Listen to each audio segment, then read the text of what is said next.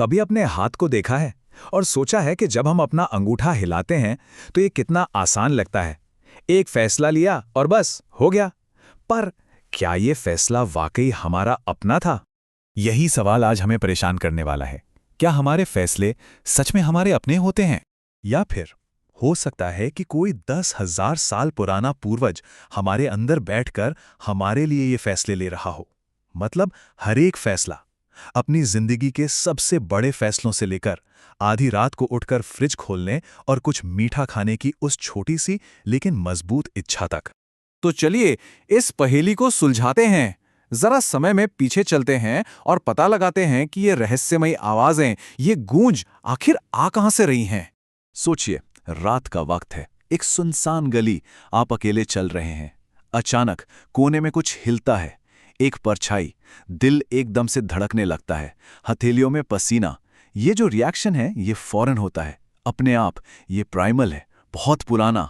अब सवाल ये है, क्या दिमाग ने ये चुना कि उसे डरना है? नहीं, बिल्कुल नहीं। शरीर ने तो सोचने का मौका ही नहीं दिया, उससे पहले ही रिएक्ट कर दिया।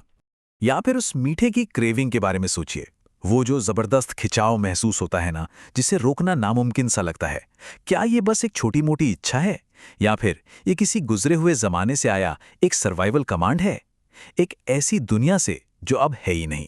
तो अब जब हम इन गूंजों को महसूस कर पा रहे हैं, तो अब वक्त आ गया है कि इस अनदेखी ताकत को एक नाम दिया जाए। इसे हम कहते हैं द जेनेटिक गोस्ट। ये क्या है?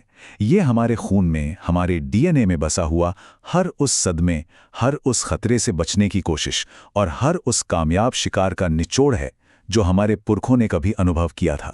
देखिए, हम कोई खाली स्लेट लेकर पैदा नहीं होते। हम तो एक तरह से बायोलॉजिकल आर्काइव हैं, चलते फिरते म्यूजियम, जिसमें हमारे पुरखों की यादें भरी हैं। या यूं कह लीजिए कि हम 10,000 साल पुराने किसी गाने का लेटेस्ट रीमिक्स हैं। और मजे की बात यह है कि इसके पीछे सॉलिड साइंस है, एपिजेनेटिक्स। आसान भाषा में समझें तो जब हमारे किसी पूर्वज के साथ कोई बहुत बुरा हादसा होता है तो वो अनुभव उनके डीएनए पर एक केमिकल निशान छोड़ जाता है, और फिर यही बदला हुआ जेनेटिक कोड, यही डर अगली पीढ़ी में पास हो जाता है, और उनके बच्चे बिना उस हादसे को झेले उसी डर को महसूस करते हैं। उन्हें पता भी नहीं होता कि वो डर क्यों रहे हैं। तो सवाल यह है कि ये हजारों साल पुरानी प्रोग्रामिंग आज की मॉडर्न दुनिया में कैसे काम करती है? अक्सर ये हमारे लिए मुश्किलें ही पैदा करती है। चलिए देखते हैं कैसे। वो जो हम सोशल मीडिया पर घंटों तक बुरी खबरें स्क्रॉल करते रहते हैं ना, जिसे डूम स्क्रॉलिंग कहते हैं, वो असल में कुछ और नहीं बल्कि हमारे पूर्वजों का वो तरीका है जिससे वो खतरों और शिकारियों पर नजर रखते थे। बस मैदान बदल गया है, आदत वही है। इसी तरह हमारा दिमाग आज भी उस दौर में जी रहा है जब खाने की कमी थी। हमारे पूर्वज जब भी कोई ज्यादा एनर्जी वाली चीज जैसे कोई फल या शहद देखते थे तो उसे तुरंत खा लेते थे, क्योंकि क्या पता कल खाना मिले ना मिले। और आज हम ऐसी दुनिया में हैं जहां खाने की कोई कमी नहीं, फिर भी प्रोसेस्ड फूड पर ऐसे टूट पड़ते हैं मानो अगला खाना कभी मिलेगा ही नहीं। तो अगली बार जब आपको लगे कि आपकी विल पावर कमजोर है, तो याद रखिएगा, ये आपकी गलती नहीं है। ये असल में आपके अंदर चल रही एक लड़ाई है। एक तरफ है 10,000 साल पुराना सर्वाइवल इंस्टिंक्ट, और दूसरी तरफ है आपका 20-30 साल पुराना मॉडर्न दिमाग। और जैसे ही हमें इस लड़ाई का एहसास होता है, हम शीशे में खुद को देखकर कुछ बहुत गहरे, बहुत पर्सनल और सच कहूं तो कुछ डरावने सवाल पूछने पर मजबूर हो जाते हैं। सोचिए, अगर हमारे सारे डर हमें विरासत में मिले हैं और हमारी सारी ख्वाहिशें, हमारी इच्छाएं पहले से ही प्री प्रोग्राम्ड हैं, तो फिर इस सब में हम कहाँ हैं? हमारी अपनी पहचान कहाँ से शुरू होती है?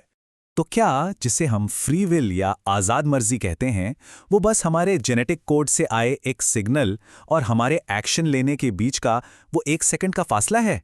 बस उतना ही? शायद हम एक व्यक्ति नहीं बल्कि एक बहुत पुराने सॉफ्टवेयर की चेन में बस एक लेटेस्ट अपडेट हैं।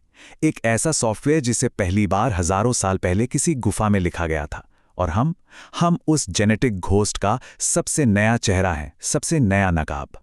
आपके दिमाग में जो आवाज़ आती है जो कहती है मुझे ये चाहिए या उस चीज़ से दूर रहो, क्या वो आवाज़ सच में आपकी है, या ये आपके हजारों पुरखों की मिलीजुली एक धीमी सी आवाज़ है, एक फुसफुसाहट? तो फिर सवाल वही है, असल में आप हैं कौन?